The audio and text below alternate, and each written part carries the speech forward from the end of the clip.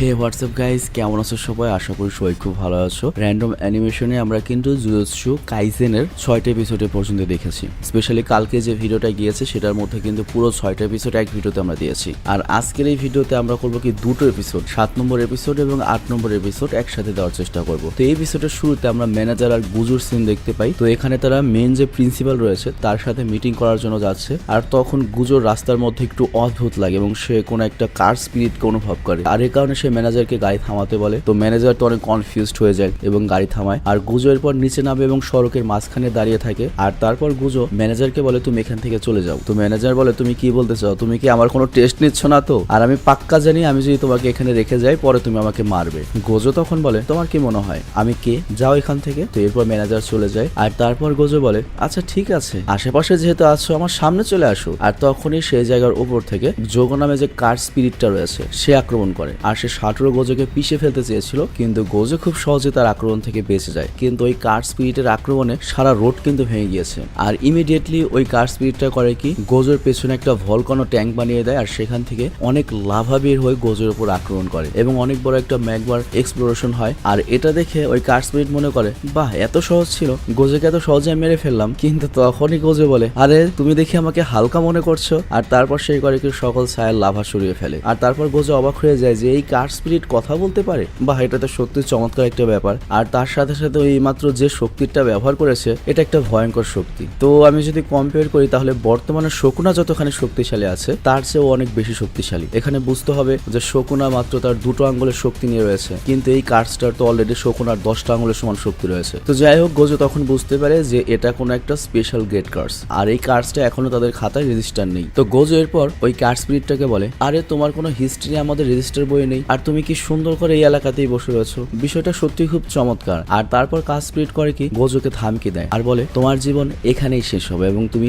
আমার হাতে মরতে চলেছো। কিন্তু গোজো বলে আচ্ছা ঠিক আছে, তাহলে তো ভালোই মজা হবে। আর তখন গোজো ভাবতে লাগে যে এই কার স্পিরিটটা এখানে কেন তার উপর আক্রমণ করলো। এখানে এই নির্জন জায়গায় আক্রমণ করার কারণ কি এটা হতে পারে যে এই কার স্পিরিটটা চায় না কোনো নর্মাল মানুষের ক্ষতি হোক, নাকি ও চায় যে গোজোকে বাঁচানোর জন্য যাতে কোনো ব্যাকআপ না আসতে পারে। তো এটা যখন গোজো ভাবছিল তখনই যোগো নামের ওই কার স্পিরিটটা করে কি তার এক্সপিরিয়েন্স 6 ব্যবহার করে গোজোর উপর হামলা করে দেয়। আর সেটা যখন গোজোর কাছে প্রায় পৌঁছাতেই চলেছে গোজো সেটাকে খুব সহজে আটকিয়ে ফেলে আর বলে দেখো তুমি এইসব ইনসেক্ট সাউন্ড ব্যবহার করে আমার কিছু করতে পারবে না। আর তারপর ইমিডিয়েটলি পেছন থেকে আবার যোগো চলে আসে এবং সে 2টা আলাদা আলাদা ফ্লাইং অ্যাটাক গোজোর উপরে করে। আর যোগোর এখন মনে হয় ফাইনালি সে গোজোকে হারিয়ে দিয়েছে, কিন্তু সে আবারও ভুল ছিল, এই আক্রমণে গোজোর কিছুই হয়নি। তো এটা দেখে ওই কার স্পিরিট স্বয়ং কনফিউজড হয়ে যায় আর জিজ্ঞেস করে ভাই এটা কি হতে চলেছে, তুমি এত শক্তিশালী কিভাবে? তখন গোজো বলে আসলে তুমি আমাকে ছুঁতেও পারবে না, কারণ আমার শরীরের চারপাশে ইনফিনিটি রয়েছে। তোমার যদি বিশ্বাস না হয় আসো আমার কাছে, দেখো আমার হাত ছোঁয়ার ট্রাই করো, দেখো ছুঁতে পারো কিনা। তো এরপর ওই যোগো করে কি গোজোর কাছে আসে এবং হাত ছোঁয়ার চেষ্টা করে এবং দেখতে পায় যে কোনোভাবেই গোজোকে স্পর্শ করা যায় না, মাঝখানে ছোট্ট একটা গ্যাপ রয়েছে। আর এ কারণেই তার কোনো আক্রমণ গোজোকে টাচই করতে পারছে না। তো এর মানে সে যত চেষ্টাই করুক গোজোর কোনো ক্ষতি করতে পারবে না। তো গোজো এরপর ওই যোগোকে অনেক গালমন্দ করে আর তারপরে বলে ঠিক আছে আমি তোমাকে এখন দেখাবো যে আসল জুজুৎসু পাওয়ার কি হয়ে থাকে। আর তারপর সে করে কি তার convergence of infinity curse technique reversal red ব্যবহার করে, যেটা থেকে এত শক্তিশালী একটা এনার্জি বের হয় যে যোগো উড়ে গিয়ে ফরেস্টে গিয়ে পড়ে। আর তারপর গোজো কন্টিনিউয়াস লোকে মারতে শুরু করে, লাথি মেরে মেরে ওকে একটা লেকে ফেলে দেয়। আর তখন যোগো জ্ঞান হারিয়ে ফেলে আর মনে মনে তখন ভাবে গেটো একদম সঠিক কথা বলেছিল। গেটো মানে ওই জাদুকরটা, এবং গেটো বলেছিল তুমি গোজোকে মারতে যাচ্ছ যাও, কিন্তু তার বদলে আমার মনে হয় তুমি নিজেই মারা পড়বে। তো এখানে কিছুক্ষণের জন্য গোজো গায়েব হয়ে যায় আর সে মূলত ইউজির কাছে এসেছে। তার কারণ হচ্ছে ইউজিকে তো সে ট্রেনিং দিচ্ছে, ইউজিকে এই ব্যাটলফিল্ডে এনে সে ওকে ট্রেনিং করাবে। তো গোজো তাড়াতাড়ি ইউজির কাছে যায় আর গিয়ে দেখে ইউজি এখনো পর্যন্ত সিনেমাগুলো দেখছে, কিন্তু এত সিনেমা দেখেও সে এখন পর্যন্ত পাগল হয়ে যায়নি। তার মনে খুব ভালো মতো ইমোশনাল কন্ট্রোল করতে পারছে আর এখন ওর সাথে কথা বলাও নিরাপদ, যদিও এই ধরনের ট্রেনিং এর সময় কথা বলা একেবারেই উচিত নয়। তো গোজো তখন ইউজিকে বলে দেখো এটা ঠিক আছে তুমি ভালো ট্রেনিং করছো, কিন্তু তোমাকে আজকে আমি নতুন একটা জিনিস শেখাবো আর এটা একটা প্র্যাকটিক্যাল ট্রেনিং হবে যেটা জুজুৎসু ব্যাটলে অনেক কাজে আসে। আর সবচেয়ে বেশি জরুরি হলো তোমাকে আমি এখানে এক্সপেনশন ডাইমেনশন সম্পর্কে শেখাবো। তো এরপর সে করে কি ইউজিকে তাড়াতাড়ি যোগের কাছে নিয়ে আসে আর যোগকে বলে দেখো আমার স্টুডেন্টকে এখানে নিয়ে এসেছি, আমার স্টুডেন্ট এখানে বসে বসে সবকিছু দেখবে। আর তখন এই কার স্পিরিট বলে তুমি কত বড় বোকা, তার মানে তুমি এমন একজন মানুষকে তোমার সাথে নিয়ে এসেছো যে তোমাকে কোনো ব্যাকআপ দিতে তো পারবেই না, উল্টো তোমার লড়াইয়ের সমস্যার কারণ হবে। গোজো বলে এতে তেমন কিছু যায় আসে না, কারণ তুমি অনেক দুর্বল একটা কার স্পিরিট, তুমি যদি শক্তিশালী হতে তাহলে আমি এটা নিয়ে ভাবতাম। তো এই ব্যাপারটা যোগের ইগোতে খুব লাগে, সে রাগে ফেটে ওঠে এবং তার শরীর থেকে প্রচুর হিট বের হয়। আর এই দৃশ্য দেখে ইউজি চমকে যায় এবং বলে সাটোরু গোজো এটাকে দুর্বল বলছে, তাহলে শক্তিশালী আবার কি? কিন্তু গোজো তখন ইউজিকে বলে তোমার এত চিন্তার কারণ নেই বাছা, তুমি যতক্ষণ আমার সাথে থাকবে ততক্ষণ তোমার কিছুই হবে না। আর এখানে আমরা দেখি ফাইনালি যোগো নামে ওই কার্ড স্পিরিট করেছে কি তার ডোমেন এক্সপ্রেশন চালু করে দিয়েছে। আর ডোমেন এক্সপ্রেশন মানে তো বোঝাই সে নিজের ক্ষমতা দ্বারা তার একটা আলাদা দুনিয়া তৈরি করলো। তো যাই হোক, এই কারণে ওরা দুজনেই কফিন অফ দ্য আয়রন মাউন্টেনে কয়েদ হয়ে যায়। আর যেমন বলেছি এটা তো এই ডেমনের ডোমেন ছিল, আর ইউজিকে আনাই হয়েছে এই ডোমেনটা শেখানোর জন্য। তো যাই হোক, গোজো তখন প্র্যাকটিক্যাল ইউজিকে বলে দেখো ডোমেন এক্সপ্রেশন হচ্ছে এমন একটা জায়গা যেটাই ডোমেনটাই মাত্র বানিয়েছে, আর তুমি যখন কোন একটা মনস্টারের ডোমেন এক্সপ্রেশনে থাকবে তখন ওর শক্তি অনেক বেড়ে যাবে ওই জায়গাতে, এবং ওই মুহূর্তে ও যে আক্রমণগুলো করবে প্রত্যেকটা আক্রমণ ওর পাক্কা লেগে যাবে। তো এই কথা শুনে তখন যোগো বলে তার মানে এখন আমি যত আক্রমণ করব সবগুলোই তোমার আর গোজোর উপর গিয়ে পড়বে, আর তোমার ওই ইনফাইনিটি কভার কোনো কাজে আসছে না। মানে আমরা জানি গোজোর শৈলের উপর তো কোনোভাবেই টাচ করা যায় না। কিন্তু গোজো তখন ইউজিকে বলে দেখো কোনো টেনশনের কারণ নেই, আমরা এই আক্রমণ থেকে ইজিলি বাঁচতে পারি যদি আমরা কার্স এনার্জির সঠিক ব্যবহার করি। আর এদিকে যোগো নামে ওই কার্স স্পিরিটের তো পুরো ভরসা, সে এবার গোজোকে হারিয়ে দেবে, কারণ তার কাছে যে ইনফিনিটি পাওয়ার রয়েছে যেটা গোজোকে বাঁচিয়ে রাখে আক্রমণ থেকে, সেটা তো এই ডোমেনে গায়েব হয়ে গিয়েছে। আর এই কথা মনে করে সে ভাবে গোজোকে একটা উচিত শিক্ষা দেব, যে একটা সাধারণ মানুষ হয়ে আমাকে এত জ্বালান জ্বালিয়েছে। তো এখন আমরা পরিষ্কারভাবে দেখতে পাই যে যোগো নামে ওই কার্স স্পিরিটটা কতখানি শক্তিশালী। আর অন্যদিকে গোজো তো ইউজিকে শিক্ষা দিয়েই যাচ্ছে, সে বলে দেখো এরকম সিচুয়েশনে যদি পড়ো সবচেয়ে সহজ পদ্ধতি হচ্ছে তুমি নিজে তোমার কার্স এনার্জি দ্বারা তোমার নিজের একটা ডোমেন এক্সপ্রেশন বানিয়ে ফেলো, আর তোমারটা যদি ওটার চেয়ে শক্তিশালী হয় তাহলে উল্টো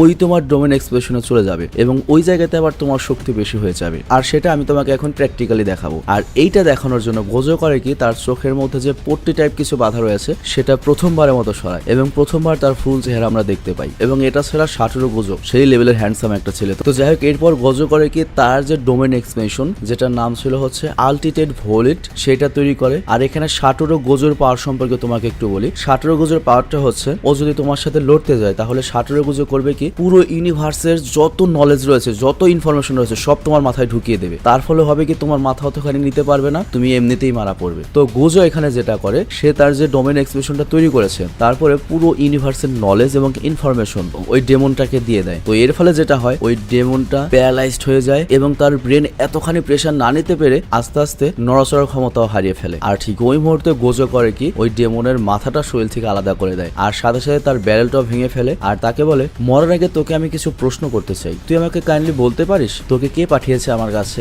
আর তখন দূরে দাঁড়িয়ে আমরা দেখি গেটু আর ডেমন হানা এগুলো দেখছিল, আর তারা বলছিল যে আমরা জানতাম যে যোগর এরকম অবস্থায় হবে, তার 12টায় বেজে যাবে। আর এরপর গেটু বলে দেখো আমি তোদের সামনে যেতে পারবো না, তুমি এক কাজ করো, তুমি ওদেরকে সামলে নিও, তোমার উপর আমার ভরসা রয়েছে, তুমি তোমার দায়িত্ব পালন করতে পারবে। আর এদিকে আমরা দেখি সাটোরু গোজো যখন ওই ডেমনের কাছ থেকে তথ্য বের করছে তখনই আমরা দেখি তাদের এখানে পুরো ফুল দিয়ে ভরে যায় এবং পুরো এলাকা ফুলের বাগিচা হয়ে যায়। তো এই কারণে গোজো আর ইউজি কিছুক্ষণের জন্য অন্যমনস্ক হয়ে যায়। আর তখন গোজো বুঝতে পারে এটা তো অবশ্যই কোনো একটা কার্সের চাল, কিন্তু সে বুঝতে বুঝতেই আমরা দেখতে পাই এক উডেন মনস্টার করে কি ইউজির উপর আক্রমণ করে। তো এখানে গোজো করে কি ইউজিকে বাঁচানোর জন্য আগায়, কিন্তু ততক্ষণে হানা নামে যে আরেকটা ডেমন রয়েছে সে করে কি যোগর মাথা নিয়ে এখান থেকে পালিয়ে যায়। তো গোজো এটা দেখে অনেক ইমপ্রেস হয়ে যায় আর বলে বাহ কি চমৎকার, তার মানে এই শয়তান এখানে লুকিয়েছিল কিন্তু আমি বুঝতেও পাইনি, বাহ খুব চমৎকার বলদামি। আর তখন ইউজি গোজের কাছে গিয়ে ক্ষমা চায় আর বলে আমার কারণেই ওর মাথাটা নিয়ে পালিয়ে যেতে পেরেছে আর আপনি ওকে ধরতে পারেননি। গোজো তখন বলে তুমি চিন্তা করো না, আর ইউজি আমি চাই তুমি এবং তোমার বন্ধুরা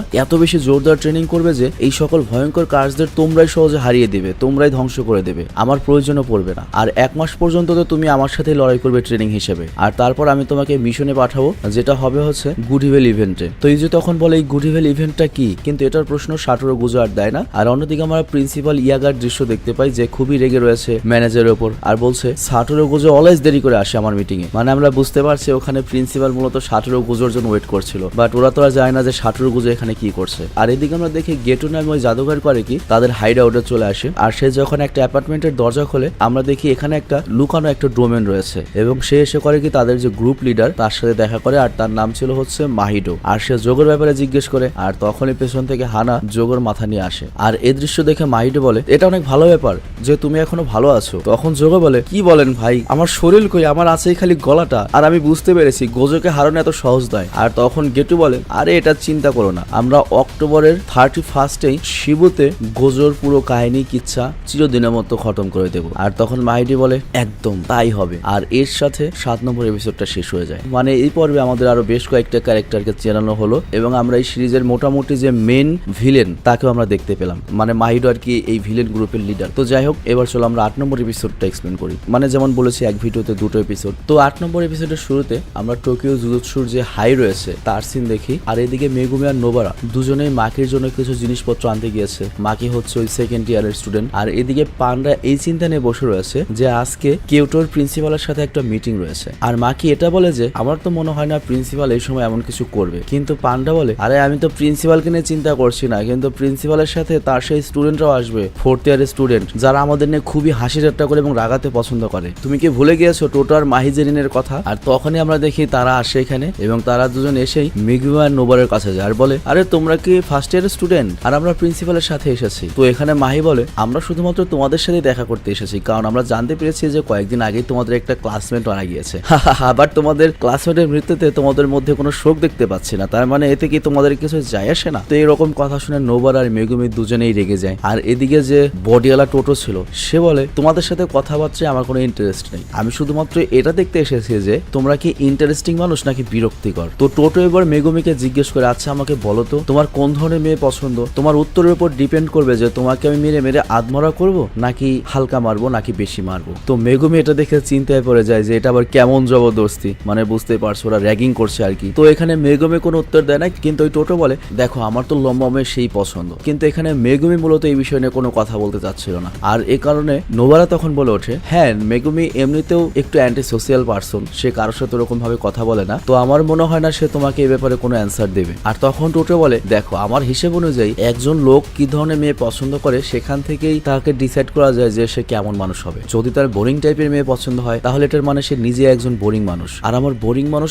একদম পছন্দ না, আমার মনে হয় ওদের ধরে খালি পিটাই। আর তাছাড়া আমি গুড ইভেলে কিছু ধামাকাদার করতে চাই, আর এই কারণে আমি কোনো বোরিং মানুষকে চাই না সে আমার প্রতিদ্বন্দ্বী হবে। তো এই ঝামেলা থামানোর জন্য তখন মেগুমি ফাইনালি বলে যে আমার সেই ধরনের মেয়ে পছন্দ যার চরিত্র কেউ নাড়াতে পারবে না আর যে অনেক চমৎকার, আর আমি এটাই আমার পার্টনারের কাছ থেকে চাইবো। কিন্তু মেগুমির এই উত্তরে টোটো একদম সন্তুষ্ট হয় না এবং বলে আমি যেমনটা ভেবেছিলাম তুই তার চেয়ে বেশি বোরিং। আর তারপর সে করে কি মেগুমির উপর হামলা করে দেয়। আর তখন নোবারা যায় হচ্ছে মেগুমিকে সাহায্য করার জন্য, কিন্তু পেছন থেকে মাহি এসে ওকে আটকিয়ে দেয় আর বলে মেগুমির কোনো চান্সই নেই, টোটোকে মেরে একেবারে হাড্ডি গুড্ডি সোজা করে দেবে। আর ওদিকে নোবারা মাহিকে অন্যমনস্ক করতে বলে তোমার মুখে যেই কালো কালো দাগ এগুলো দেখেই বোঝা যায় তোমার চেহারা কত খারাপ, তোমার থেকে তোমার বোন অনেক সুন্দরী। তো এখানে মূলত নোবারা মাকির কথা বলছে, মানে সেকেন্ড ইয়ারে যে মাকি রয়েছে মেয়েটি ওর কথা বলছে। তো এখানে আমরা জানতে পারি সেকেন্ড ইয়ারের মাকি আর 4th ইয়ারের মানে ফাইনাল ইয়ারের মাহি তারা দুজনেই বোন। তো এই কথা শুনে মাহি তো রেগে যায় আর সে নোবারার উপর পিস্তল তাক করে আর বলে চলো আমি তোমাকে শিখাই যে বড়দের সাথে কিভাবে কথা বলতে হয়। আর এদিকে টোটো তো মেগুমিকে অনেক মারাত্মক ভাবে মারছে, আর সেটা বলে তুই আমার ভেতরের ভালো দিক জাগিয়ে তুলেছিস, সত্যি তোর কোনো তুলনা হয় না, আর তোকে আমি এত ভালো ভালো কথা শেখাবো যাতে যে কোনো মেয়েকে তুই গলাতে পারবি, তুইও গলে যাবি। আর তখনই মেগুমির মনে পড়ে যে এর আগে সে জুজুৎসু পেপারে দেখেছিল যে সুনজুকু নামের একটা জায়গায় 100টা ডেমনের হামলা হয়েছিল, তার মধ্যে স্পেশাল গ্রেডের কার্ড ছিল প্রায় 8-10টা, আর টোটো নামের একজন জাদুকর একাই এই 100টা কার্ডসকে হারিয়ে দিয়েছিল। আর সবচেয়ে ভয়ঙ্কর ব্যাপার হলো ওই সময় টোটো নাকি তার ইনের টেকনিক মানে তার ডোমেন টেকনিকটা ব্যবহারই করেনি, তারপরেও 5 জন গ্রেড আর একটা কার্ডসকে একাই হারিয়ে দিয়েছিল। তো তখন মেগুমি টোটোর কাছে এই ব্যাপারে জিজ্ঞেস করে, তখন টোটো বলে আরে না না এগুলো বেশি বাড়াবাড়ি গল্প, আমি ইনের টেকনিক ব্যবহার করেছিলাম শুধুমাত্র 5টা স্পেশাল গ্রেডকে একসাথে হারানোর জন্য। তখন এটা শুনে তো মেগুমি আরো চমকে যায়, তার মানে ও কত বেশি শক্তিশালী, মানে ও শরীরেও যেমন শক্তিশালী ওর জুজুৎসু বা জাদুর দিক দিয়ে অনেক শক্তিশালী। এবং মেগুমি বুঝতে পেরে যে আজকে ওর হালুয়া টাইট হয়ে যাবে, তবে তারপর মেগুমি তো হাল ছাড়বে না। মেগুমি করে কি তখন তার নিউ ইয়ার যে ডগ রয়েছে তাদের দুজনকে মিক্সড করে দেয় এবং একটা ম্যান্ডোপ টাইপ তৈরি করে যেটার পাখা ছিল, আর তারপর সে করে কি টোটোর উপর হামলা করে, কিন্তু এতে টোটোর কিছুই হয় না। তবে এই মেন্ডোপস গুলো অনেকক্ষণ ধরে টোটোকে বাধা দেওয়ার চেষ্টা করে, আর এতে টোটো আরো রেগে যায় এবং বুঝতেই পারছো মেগুমির কপাল আরো খারাপ কিছু হবে। কিন্তু তখনই ভাগ্যক্রমে পান্ডার টগি আসে, মানে সেকেন্ড ইয়ারের পান্ডার টগি আসে এবং মেগুমিকে বাঁচিয়ে নেয়। আর এটা দেখে টোটো এখান থেকে চলে যেতে লাগে আর বলে তোর বাকি ক্লাসমেটকে আমার পক্ষ থেকে হাই বলিস, ওকে ওইভাবে অভিনন্দন জানাবো। মানে এটা কোনো তরিকা ভাই, এটা সিনিয়র ভাই বিরাদের কোনো তরিকা। আমি যখন ইউনিভার্সিটিতে ফার্স্ট উঠছি তখন 4th ইয়ারের ভাই আমার হাতে বিড়ি ধরাই দিছিল, বল খা। আর এটা কেমন 4th ইয়ারে বড় ভাই বুঝলাম না। তো যাই হোক অন্যদিকে আমরা দেখি নোবারার দৃশ্য, সে মাটিতে পড়ে রয়েছে, তারও 12টা বেজে গিয়েছে। আর মাহি বলে এর পরের বার নিজের লেভেল অনুযায়ী কারোর সাথে কম্পিটিশন করবে, বুঝেছিস। আর তখন সে যখন নোবারাকে গুলি করতেই যাবে তখনই সেখানে মাকে চলে আসে এবং দুই বোনের মধ্যে তখন লড়াই শুরু হয়। আর তাদের ভেতর কথা লড়াই চলে থাকে এটাই যে কে বেশি বিরক্তিকর বা কে বেশি অসফল, দুজন দুজনকে ছোট করে। তো এখানে এক সময় মাহি করে কি ছোট বোন মাকিকে বলে তোর কাছে তো কোনো কার্ডস টেকনিকই নেই, তুই আবার জুজুৎসুতে জাদুকর হতে চাস, জাদুকর হতে কি করবি, তুই কি করতে পারবি। আর ঠিক ওই মুহূর্তে পেছন থেকে নোবারা দাঁড়িয়ে যায় আর মাহিকে পেছন থেকে পেঁচিয়ে ধরে আর নিচে ফেলে দেয় আর মাকিকে ধন্যবাদ ধন্যবাদ জানায় যে মাহিকে ডিস্ট্র্যাক্ট করার জন্য। আর এদিকে নোবারা মাহিকে এটা বলে যে তুমি আমার সামার ইউনিফর্ম ফিরিয়ে দাও এখনই। কিন্তু তখনই ওখানে টোটো চলে আসে আর মাহিকে বলে চলো যাই, এখানে আর সময় দেওয়ার মতো সময় আমাদের নেই। আর তাছাড়া আমাকে আমার ফেভারিট আইডল টাকাটা চেনের সাথে দেখা করতে হবে, তার সাথে হাত মিলানোর আমার খুব শখ। কিন্তু এখান থেকে যখন ওরা চলে যাচ্ছে তখন মাহি করে কি নোবারাকে একটা ধামকি দেয় যে এখন তো আমি গেলাম, কিন্তু ইক্স ইভেন্টে তুই আমার কাছ থেকে বাঁচতে পারবি না, তোকে আমি এখনকার মতো জাস্ট ছেড়ে যাচ্ছি। আর ওরা চলে যাওয়ার পরে এদিকে যখন নোবারার মাকি হেঁটে ফিরে যাচ্ছিল তখন নোবারা মাকিকে জিজ্ঞেস করে এটা কি সত্যি যে তোমার কাছে কোনো কার্স টেকনিক নেই জন্মগত ভাবে? তখন মাকি বলে হ্যাঁ এটা সত্য, আর এর জন্য আমি কার্স টুল ব্যবহার করি। আর তোমাদের কি মনে আছে দ্বিতীয় পর্বে আমরা দেখেছিলাম সাটোরু গোজো কিন্তু ইউজিকে একটা কার্স টুল দিয়েছিল, মানে একটা ছুরি দিয়েছিল যেটার মধ্যে কার্স এনার্জি রয়েছে। তো জন্মগত ভাবে তোমার ভেতর যদি জাদু না থাকে তারপর তুমি জাদুর অস্ত্র ব্যবহার করে অতটুকু হ্যান্ডেল করে নিতে পারবে। তো যাই হোক এরপর নোবারা মাকিকে আরেকটা প্রশ্ন করে, তুমি যদি কিছু মনে না করে একটা প্রশ্ন করতে পারি? মাকি বলে বলো। তখন নোবারা বলে তুমি কেন জুজুৎসুর জাদুকর হতে চাও? মাকি তখন বলে দেখো আমার পরিবারে সবসময় আমাকে অবহেলা করা হয়েছে, তারা আমাকে একদম সবকিছুর জন্য অযোগ্য মনে করতো, আর তাদের সবাইকে ভুল প্রমাণ করতে আমি জুজুৎসুর অনেক বড় সর্সার্স জাদুকর হয়ে দেখাতে চাই। আর অন্যদিকে আমাদের গোজোর সিন দেখানো হয় যেখানে আমরা দেখি সে প্রিন্সিপাল কাকো গান্ধীর সাথে দেখা করতে এসেছে, আর ইনি হচ্ছেন জুজুৎসুর সবচেয়ে হাই লেভেলের একজন সিনিয়র। তো যাই হোক আমরা এখানে গোজোর কথায় বুঝতে পারি যে সেই সিনের উপর খুব একটা খুশি নয়, এবং সে বলে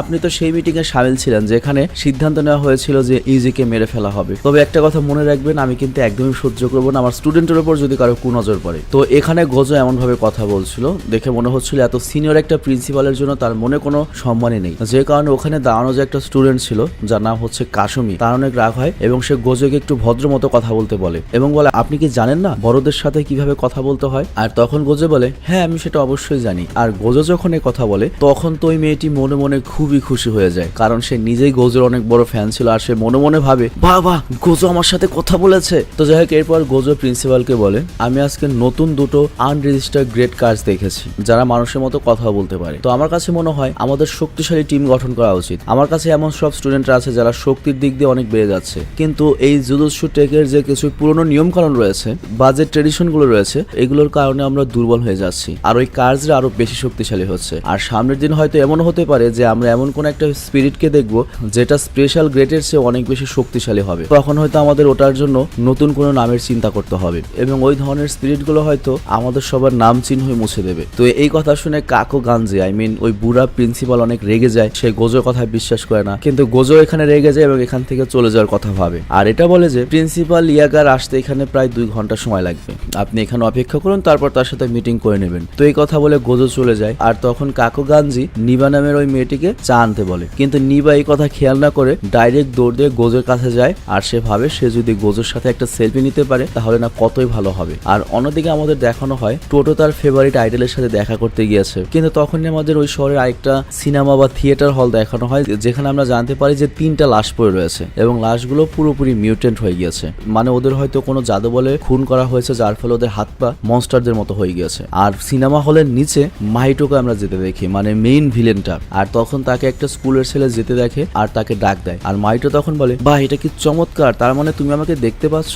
সত্যি অনেক চমৎকার ব্যাপার। আর অন্যদিকে আমরা দেখি ইউজি আর একজন বড় সসারকে এই কেসের ইনভেস্টিগেশনের দায়িত্ব দিয়ে পাঠানো হয়েছে। আর ওখান থেকে আবার দৃশ্যের পরিবর্তন হয়, আমাদের দেখানো হয় যে নিবা ফাইনালি গোজোর কাছে এসেছিল এবং সেলফিও তুলতে পেরেছে। তো সে গোজোকে ধন্যবাদ জানায় এবং খুশি খুশি আবার কাকো গাঞ্জির কাছে যায়, কিন্তু কাকো গাঞ্জি বলে তুমি আমার জন্য এখনো চা নিয়ে আসুনি। আর এরপর আবার দৃশ্যের পরিবর্তন হয়, আমাদের গ্র্যান্ড ইভেন্টের সিন দেখানো হয় যেখানে মাহি আর ওই যে টোটো গিয়েছে একজন আইডলের সাথে দেখা করতে। তো এখানে মাহি যখন একদিকে দাঁড়িয়েছিল তখন তাকে দেখে সব ছেলেরা ইমপ্রেস হয়ে যায় যে কত সুন্দর একটা মেয়ে, কিন্তু এদিকে আমরা দেখি টোটো যখন মাহির কাছে আসে তখন বলে যেই না আমার কাছে আরেকটা বাড়তি টিকিট রয়েছে, তুমি তার সাথে গিয়ে দেখা করো আর হাত মিলাও, দেখবি ভালো লাগবে, আর সে সত্যি অনেক অ্যামেজিং এবং চমৎকার। আর তখন মাহি মনে মনে ভাবে আরে ওকে আমি এখন না করবো কিভাবে, এখন যদি ঝগড়া শুরু করি ওর আরো কষ্ট লাগবে, যাই অনিচ্ছা সত্ত্বেও গিয়ে দেখা করে আসি। তো এরপর যখন মাহি ভেতরে ঢুকতে যায় তখন সিকিউরিটি চেকের সময় মাহির বন্দুক রেখে দেওয়া হয় আর সে ফাইনালি টাকাটা চেন মানে ওই আইডলের কাছে আসে এবং টাকাটা মাহিকে দেখে অনেক শকড হয়ে যায়, কারণ এটাই প্রথম কোনো মেয়ে যে তার সাথে দেখা করতে এসেছে এবং তাকে জিজ্ঞেস করে তোমার এখানে আসতে তো কোনো সমস্যা হয়নি আর তুমি ক্লান্ত হয়ে যাওনি তো দাঁড়িয়ে থাকতে থাকতে, আর আমি তোমাকে সারাজীবন মনে রাখবো আর তুমি অবশ্যই আবার আসবে ঠিক আছে। তো মাহি তো এরকম কথা শুনে অবাক হয়ে যায় যে এত বড় একটা সেলিব্রিটি এভাবে কথা বললো। তো মাহি করে এরপর টোটোর সাথে যখন ফিরে যাচ্ছে তখন সে অনেক শান্ত ছিল আর নিজেকে নিজে বলে